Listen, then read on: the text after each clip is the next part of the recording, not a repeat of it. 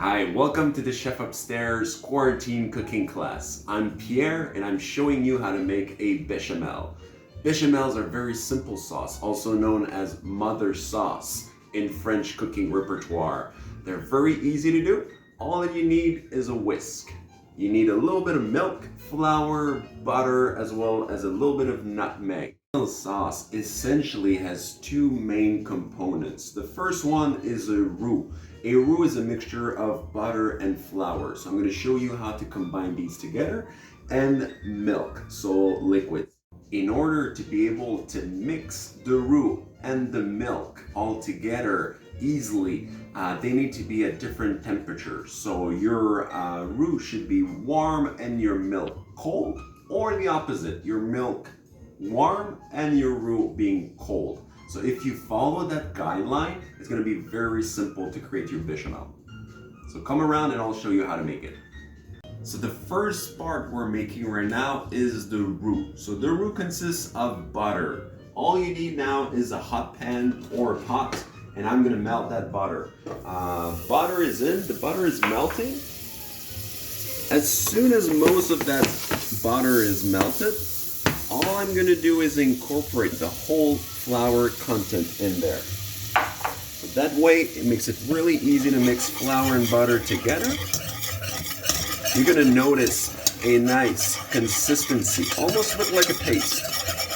So right now at this stage, you have what we call a roux. We are cooking the flour, but do not bring too much color. A bechamel is a white sauce, so we want to keep that sauce as white as possible.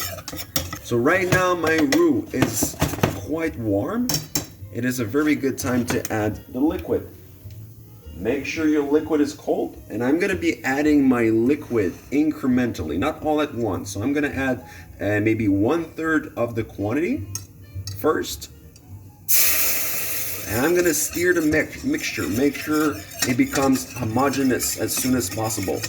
The roux now starts to dissolve, and you can see it becoming thicker. As soon as it thickens, add a little bit more of cold liquid. As it gets thicker, I'm adding a little bit more milk. Now is a very good time if you want to season, so adding a little bit of salt, a little bit of pepper. Nutmeg is a very good addition to that.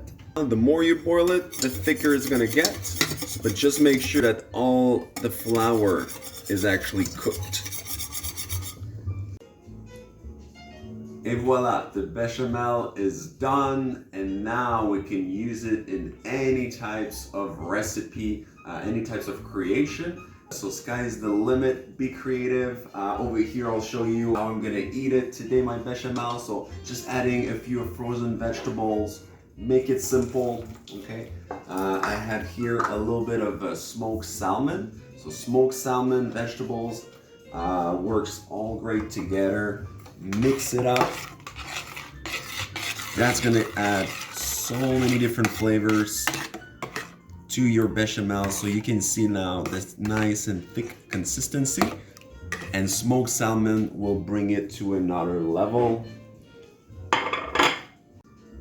Just before starting the bechamel, I started cooking some little square of puff pastry. So all you need is 1 square.